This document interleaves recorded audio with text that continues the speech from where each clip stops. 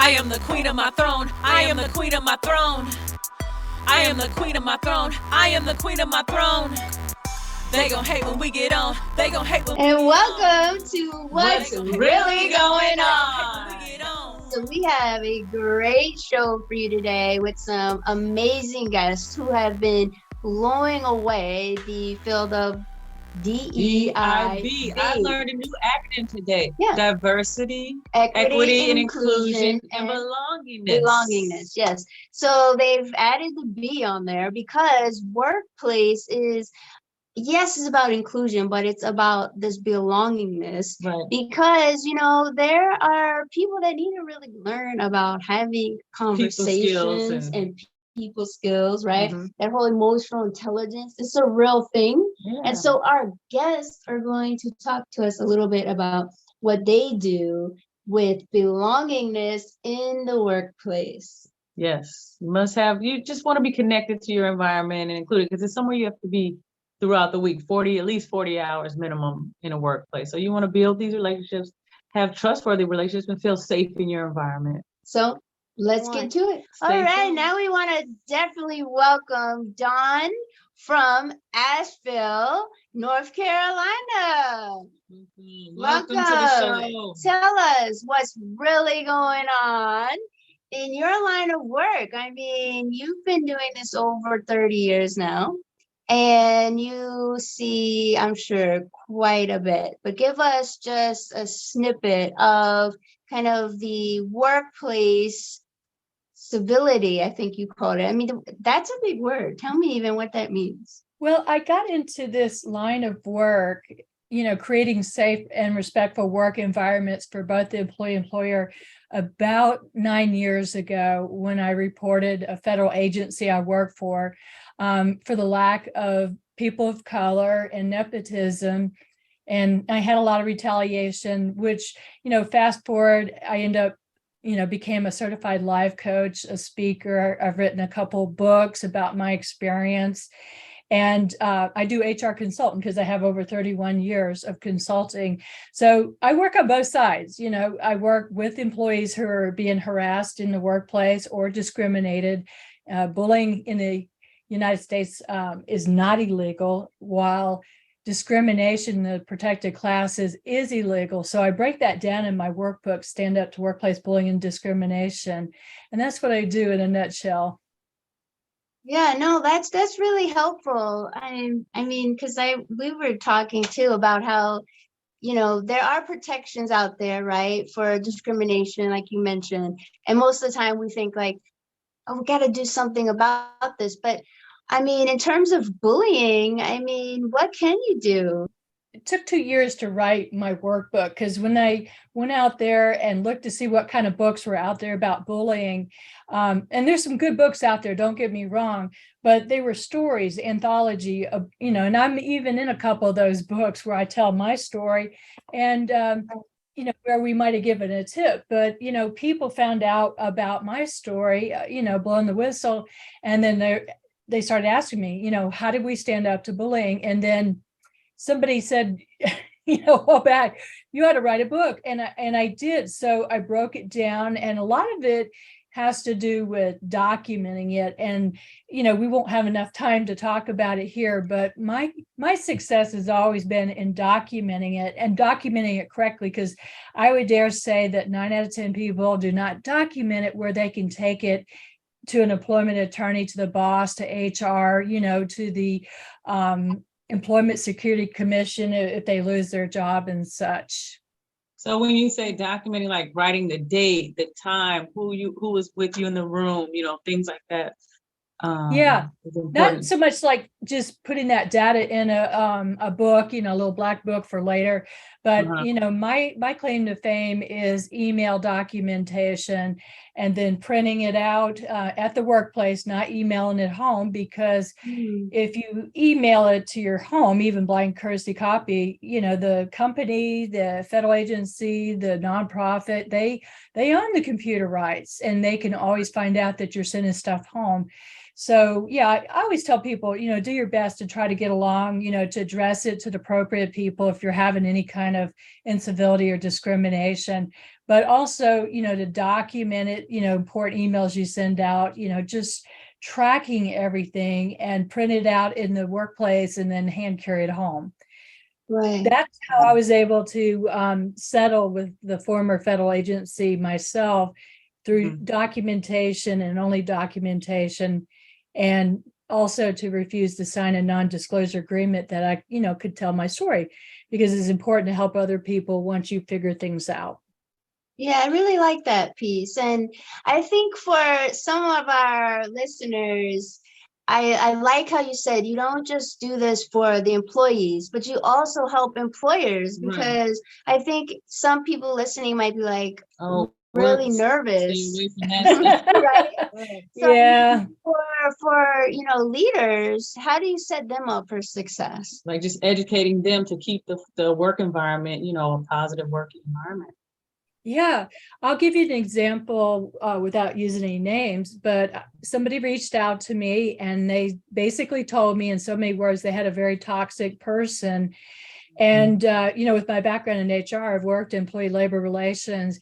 And so once I got the background on this person who was basically bullying and harassing people and throwing their weight around. And so I did a mediation, because I'm trained in mediation with some of the people, and I suspected it wouldn't go well. It did not. The person that was acting toxic wasn't cooperating. So what I did is work with the employer how to document, what was going on, and then how to properly fire somebody, because there's a proper way with all the trends going on with these mass shootings.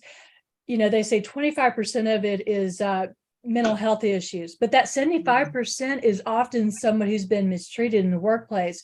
So there's a dignified way to let somebody go, even if they're toxic. So that's what we did. A lot of documentation to the person. We had to have that person sign a non-disclosure agreement so they wouldn't talk about intelligence and, intelligence, property rights and things like that. Right. And then, and I convinced the employer to give her some kind of, a little bit of money when she was let go. Mm-hmm. Yeah, And he no, I did. He think followed the instructions. Yeah. At least she had some money to rely on and health benefits for 3 months. yeah, those are big steps. I mean, Mhm. as a leader, I think that's really helpful, because now, I mean, just having those conversations can be very, anxiety provoking. So it's good for someone to, have experts to rely on like you. And just be educated behind, the proper way to go about it. And just like you said, bullying is not a legal term. It's you can, it's not covered under the legalities. There's other words and stipulations you gotta follow for legal purposes. Right. So if people want to find you, they can definitely go to donwestmoreland.org. We'll make sure we get all your links up there. You mentioned also your book, the first of its kind, is Stand Up to Workplace Bullying and Discrimination. And so it has a workbook in there to help employers and employees as well. Yes. So very helpful.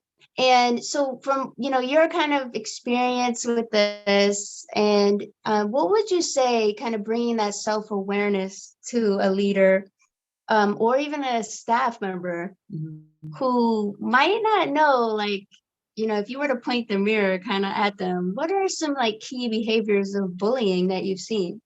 Well, a lot of it stems from fear, and that's why people act out, and they will sabotage somebody by, for example, not telling them there's a meeting when they're supposed to run around and tell everybody there's a meeting, or sabotage their project, or tell lies on them.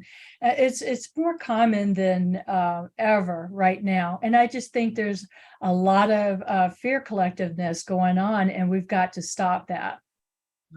Yeah, I like that. So it's like that basic kind of almost some passive aggressiveness, right? That can be really harmful to the overall culture of the workplace. So for you and others that, might have, because you said, you were able to kind of work through your experience. For others who are out there and maybe in a bullying situation now, like what's the key, takeaway you would give someone right now if they're really struggling with a bully in the workplace? Well, I love saying this. It is not weak for leaving a toxic work environment. I mean, I left mine. I could have stayed, and it is the best thing ever happened. It was a gift in ugly wrapping paper. Now I work for myself the past 9 years. But, to do the documentation, if they don't know how, they can, check out my workbook, see if that's a fit for them, and document everything, because if they get fired, they may have to stand up for their unemployment rights. And a really big thing, mental health. Mental health is supreme right now.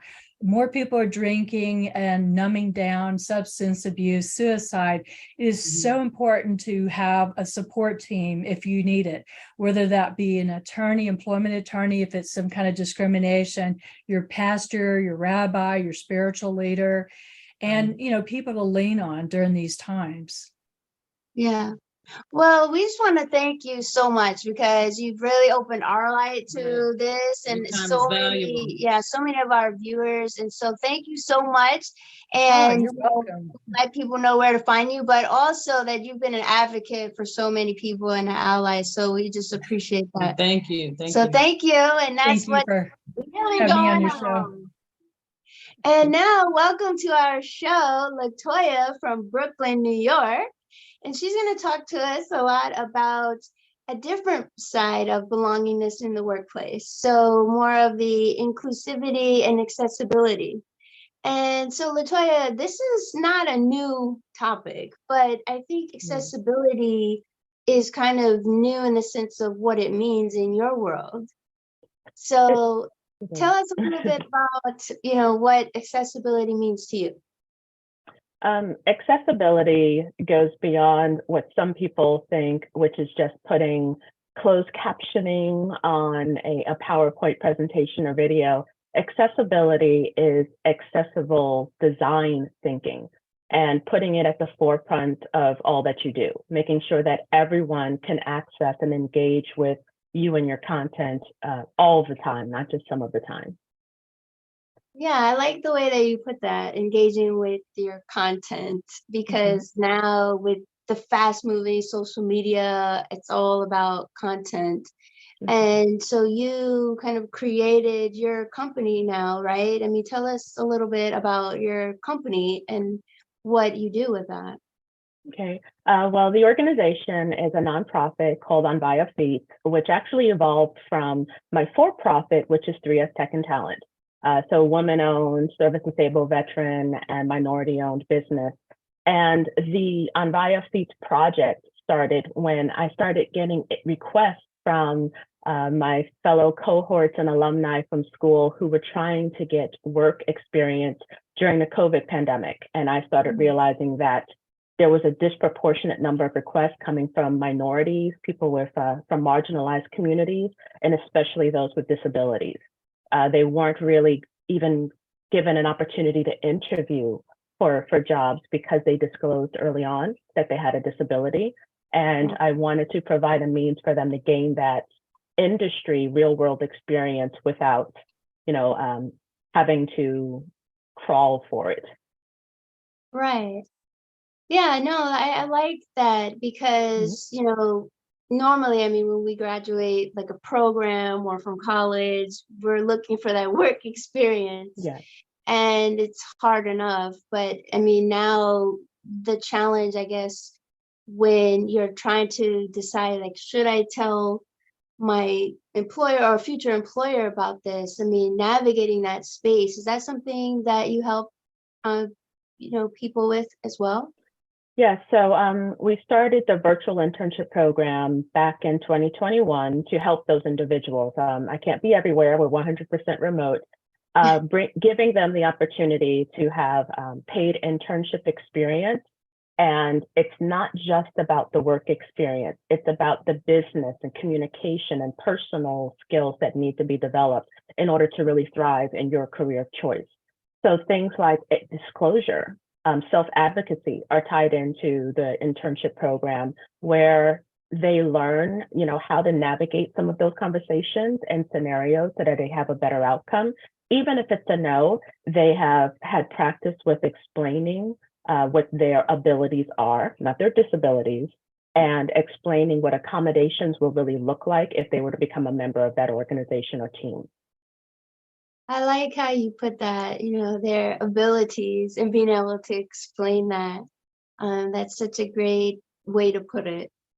I think when we're kind of taught going through school, they have, I know in high schools at least, or in elementary and high schools, they kind of have the IEP programs, which are individual education plans.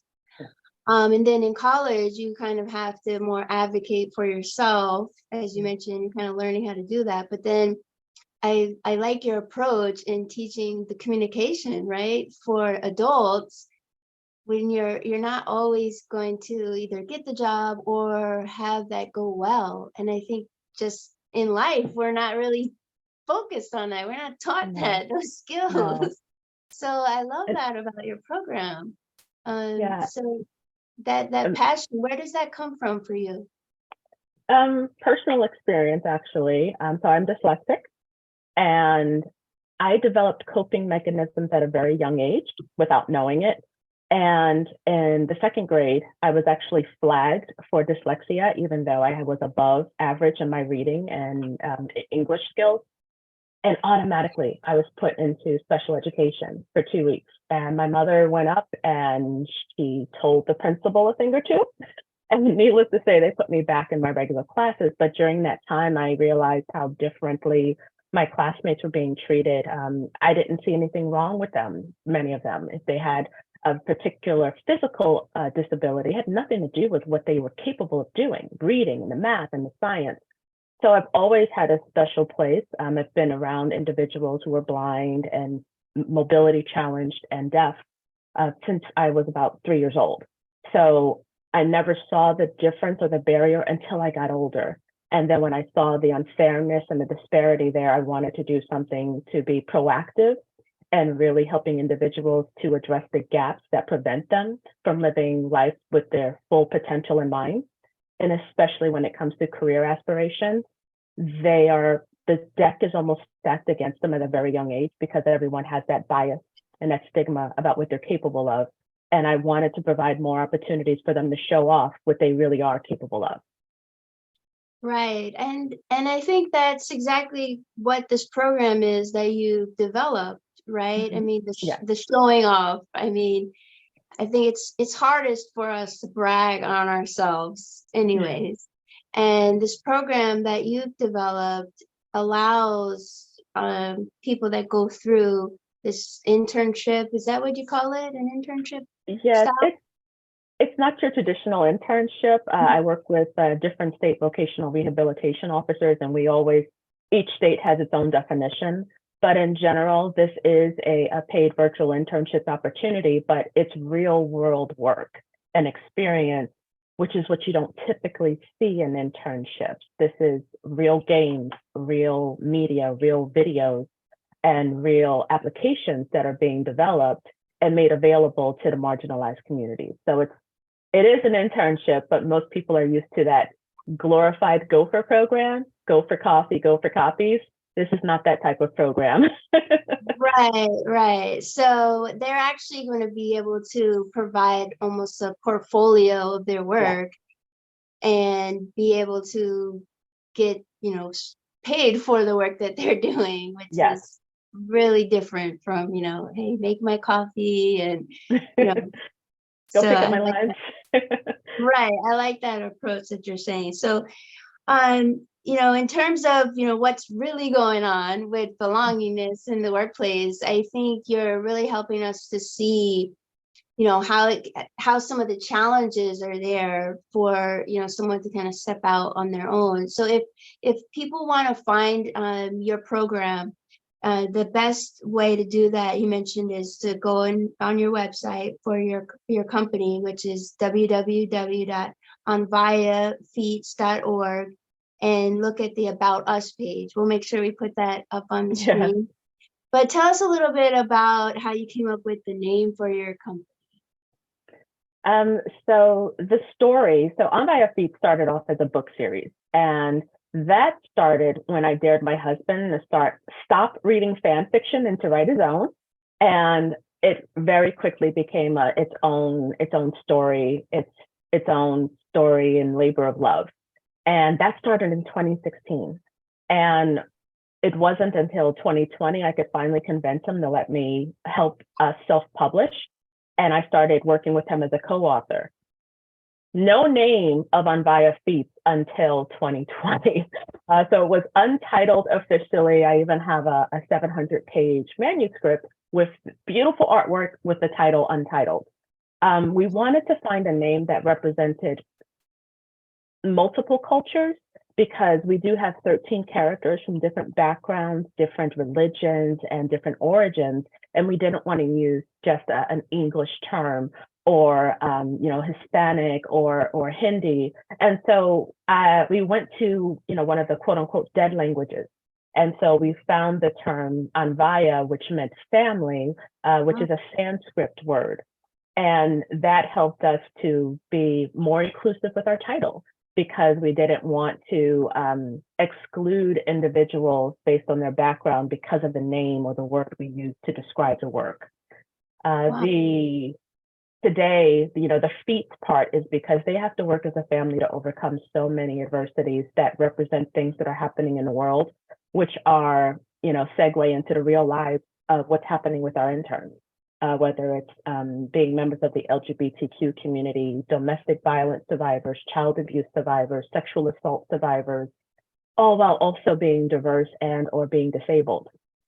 These are things that are happening in the real world today to young people, and the story helps to elevate those stories and hopefully elevate the voices as well. Wow. Yeah, I think it's such a beautiful thing that you're doing, and we're just about out of time. But if you could, just send a message out there to anyone who's really thinking about, starting this program with you, or they're kind of, wondering, can I do it? What would you say to them? We have dozens of candidates on our wait list, and something I really reiterate is being self-motivated means you also have to believe in what you're capable of. And I will work with you to get there, but I can't do it for you. You have to find purpose before you can start working on objectives. And if you need help identifying, what it is that drives you, that passion that's going to keep you going no matter what, I welcome an opportunity to talk to you about it and coach you through that. But in general, anyone is capable of doing this program. We've had interns as young as 14 and as senior as 54 with GED experience to PhDs. So if you really are willing to put in the effort, it is possible. All right. Well, thank you, Latoya. It's been a pleasure having you. And that's what's really going on with Latoya. Thank you so much. Thanks. That was such a great show to be able to talk about belongingness in the workplace from two different perspectives. One that talked about bullying and how to address that if you are an employer or if you're an employee. And then also talking about accessibility and inclusivity in the workplace. I mean, how to actually speak up for yourself, self-advocate, and also what are some programs that you can look into to build your portfolio, to build your confidence, to step out into the workplace and really feel like you belong at that culture in the workplace that you're going to. These are great avenues that you can check out. We put all the information there. Please join us again for our next show and find out what's really going on. I am the queen of my throne. I am the queen of my throne. I am the queen of my throne. I am the queen of my throne. They gon' hate when we get on. They gon' hate when we get on. They gon' hate when we get on. They gon'